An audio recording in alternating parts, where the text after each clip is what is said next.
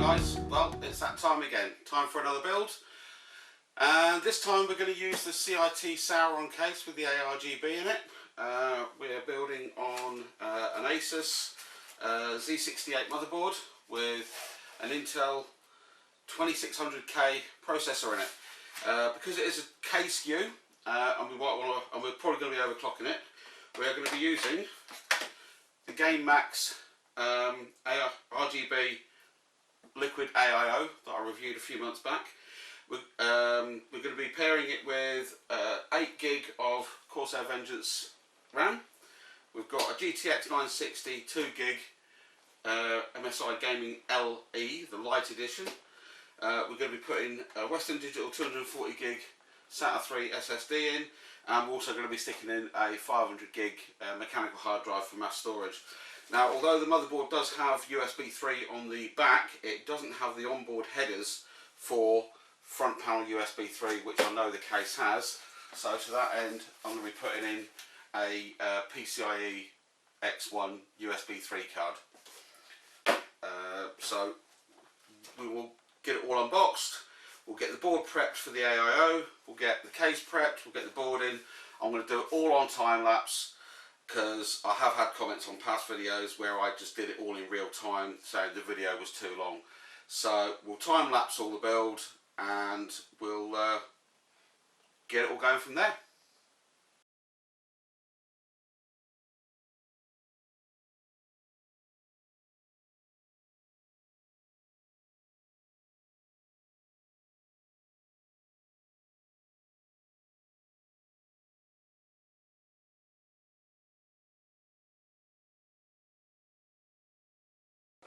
Well guys, this video has been a bit of a bust. I stopped the time-lapse recording when I was having issues with the RAM, because when I fitted the AIO, I didn't realise that this RAM, with its massive heat spreaders on, wouldn't fit under the RAM.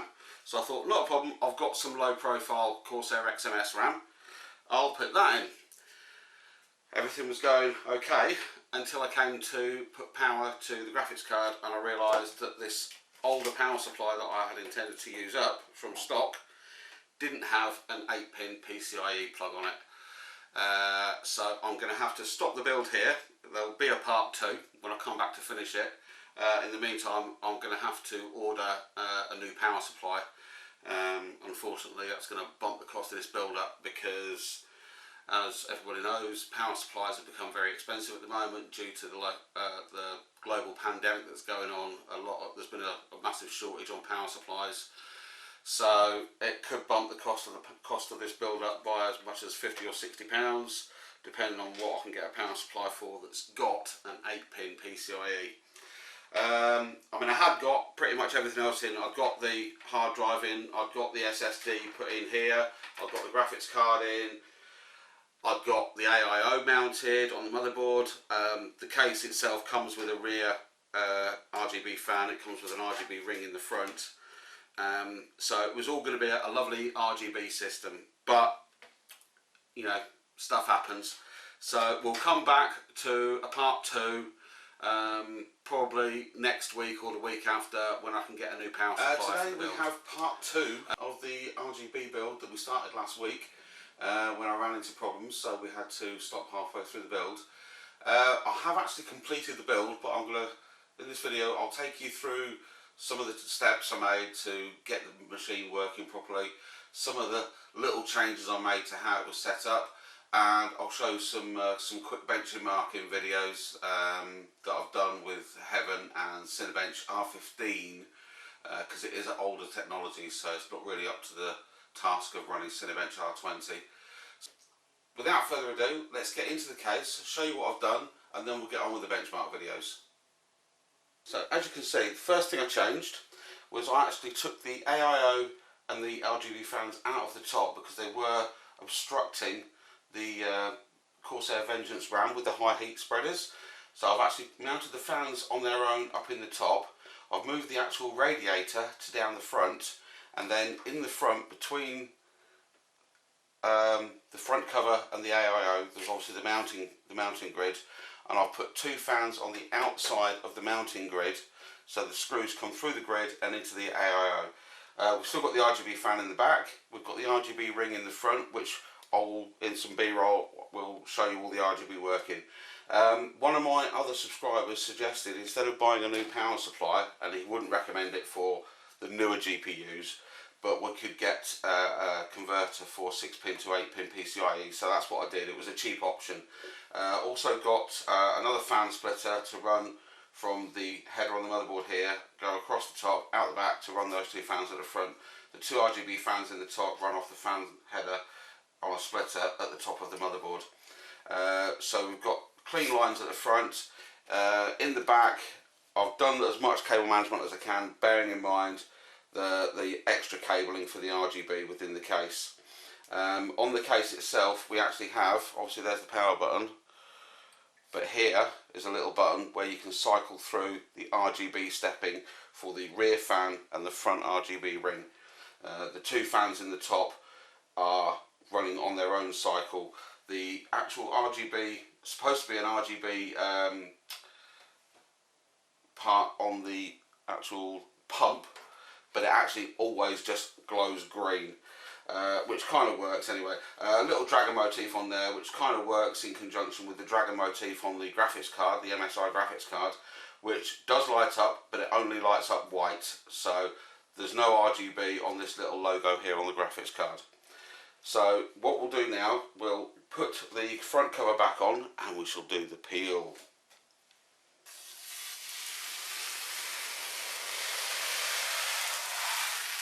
Oh, that's quite satisfying. The little logo here, I'm going to leave this on here just as a warning to whoever buys this machine that this is tempered glass. They can peel. I have actually started a little peel on this, and it's more of a plastic than a paper, so it will peel off quite easily. But like I say, I'm going to leave it on there for whoever buys this machine. This machine will actually be going up for sale very shortly.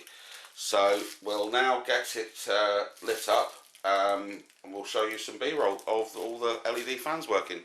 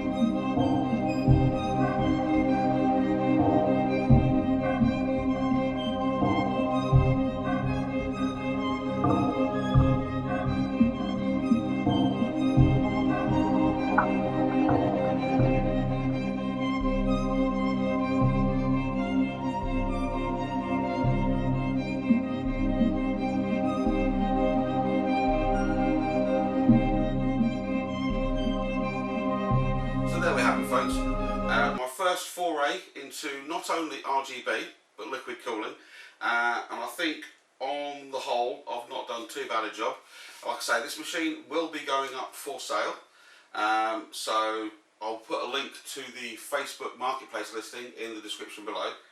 So please check it out. If you're interested, hit me up in the comments or message me on Facebook if you're interested in purchasing it. We'll